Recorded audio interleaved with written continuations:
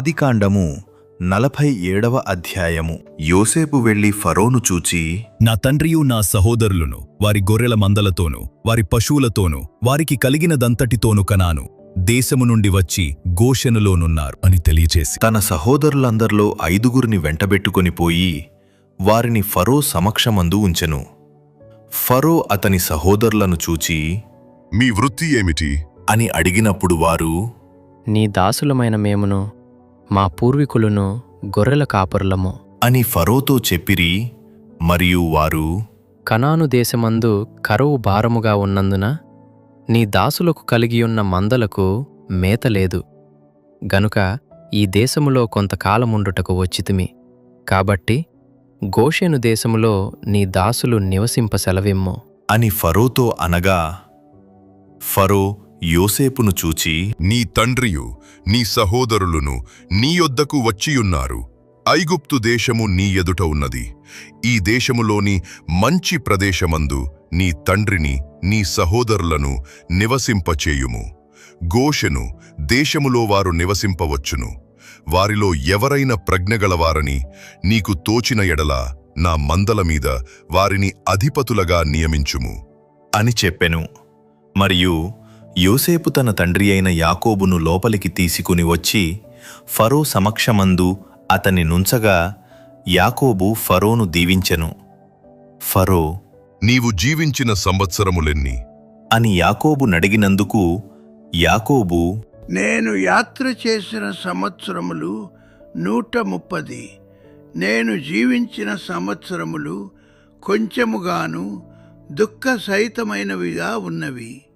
అవి నా పితరులు యాత్ర చేసిన దినములలో వారు జీవించిన సంవత్సరములన్నీ కాలేదు అని ఫరోతో చెప్పి ఫరోను దీవించి ఫరో ఎదుట నుండి వెళ్ళిపోయెను. ఫరో ఆజ్ఞాపించినట్లు యోసేపు తన తండ్రిని తన సహోదరులను ఐగుప్తు దేశములో నివసింపచేసి ఆ దేశములో రామెసేసను మంచి ప్రదేశములో వారికి స్వాస్థ్యమునిచ్చెను. మరియు యోసేపు తన తండ్రిని తన సహోదరులను తన తండ్రి కుటుంబపు వారినందరినీ వారి వారి పిల్లల లెక్కచొప్పున వారికి ఆహారమిచ్చి సంరక్షించెను. కరవు మిక్కిలి భారమైనందున ఆ దేశమందంతటను ఆహారము లేకపోయెను.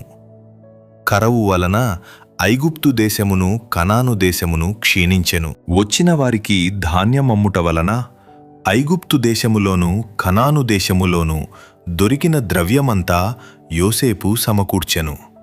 ఆ ద్రవ్యమంతటిని యోసేపు ఫరో నగరులోనికి తెప్పించెను.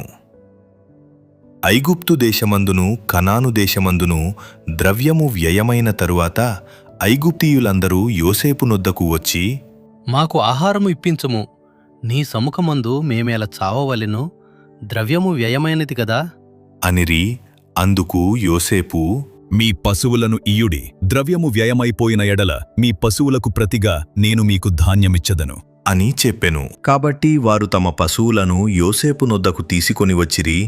యోసేపు గుర్రములను గొర్రెల మందలను పశువుల మందలను గాడిదలను తీసుకొని వారికి ఆహారమిచ్చెను. ఆ సంవత్సరమందు వారి మందలన్నిటికి ప్రతిగా అతడు వారికి ఆహారమిచ్చి సంరక్షించెను. ఆ సంవత్సరము గతించిన తరువాత 2వ సంవత్సరమున వారు అతని యొద్దకు వచ్చి, ఇది మా ఏలిన వారికి మరుగుచేయము, ద్రవ్యము వ్యయమైపోయెను, పశువుల మందలను ఏలినవారి వశమాయెను. ఇప్పుడు మా దేహములను మా పొలములను తప్ప మరి ఏమియూ ఏలినవారి సముఖమున మిగిలియుండలేదు. నీ కన్నుల ఎదుట మా పొలములను మేమును నశింపనేలా? ఆహారమిచ్చి మమ్మును మా పొలములను కొనుము, మా పొలములతో మేము ఫరోకు దాసులమగుదుము. మేము చావక బ్రతుకునట్లును పొలములు పాడైపోకుండునట్లును మాకు విత్తనములిమ్ము అని అడిగిరి. అట్లు యోసేపు ఐగుప్తు భూములన్నిటినీ ఫరో కొరకు కొనెను.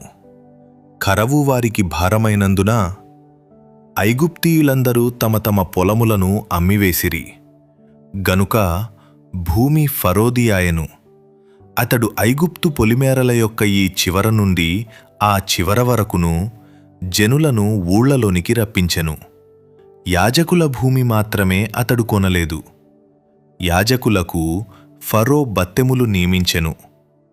ఫరో ఇచ్చిన బత్తెముల వలన వారికి భోజనము జరిగెను గనుక వారు తమ భూములను అమ్మలేదు. యోసేపు, దిగో, నేడు మిమ్మును మీ భూములను ఫరో కొరకు కొనియున్నాను. ఇదిగో మీకు విత్తనములు, పొలములలో విత్తుడి. పంటలో 5వ భాగము మీరు ఫరోకు ఇయ్యవలెను. 4 భాగములు పొలములలో విత్తుటకును, మీకును మీ కుటుంబపు వారికిని ఆహారమునకును, మీ పిల్లలకు ఆహారమునకును మీవయ్యుండును అని ప్రజలతో చెప్పగా వారు, నీవు మమ్ము బ్రతికించితివి. ఏలినవారి కటాక్షము మా మీద నుండనిమ్ము. ఫరోకు దాసులమగుదుము అని చెప్పిరి. అప్పుడు 5వ భాగము ఫరోదని నేటి వరకు యోసేపు ఐగుప్తు భూములను గూర్చి కట్టడ నియమించెను. యాజకుల భూములు మాత్రమే వినాయింపబడెను, అవి ఫరోవి కావు. ఇశ్రాయేలీయులు ఐగుప్తు దేశమందలి గోషెను ప్రదేశములో నివసించిరి.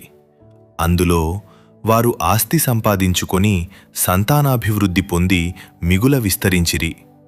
యాకోబు ఐగుప్తు దేశములో 17 సంవత్సరములు బ్రతికెను.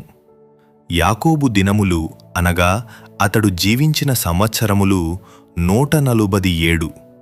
ఇశ్రాయేలు చావవలసిన దినములు సమీపించినప్పుడు అతడు తన కుమారుడైన యోసేపును పిలిపించి, నా ఎడల నీకు కటాక్షమున్న ఎడల దయచేసి నీ చెయ్యి నా తొడ క్రింద ఉంచి నా ఎడల దయను నమ్మకమును కనుపరచుము. ఎట్లనగా నన్ను ఐగుప్తులో పాచిపెట్టకుము. నా పితరులతో కూడా నేను పండుకొనున్నట్లు ఐగుప్తులో నుండి నన్ను తీసుకొని పోయి వారి సమాధిలో నన్ను పాచిపెట్టుము అని అతనితో చెప్పెను. అందుకతడు, నేను నీ మాట చొప్పున చేసెదను అనెను. మరియు అతడు నాతో ప్రమాణము చేయుమన్నప్పుడు యోసేపు అతనితో ప్రమాణము చేసెను. అప్పుడు ఇశ్రాయేలు తన మంచపు తలాపి మీద వంగి దేవునికి నమస్కారము చేసెను.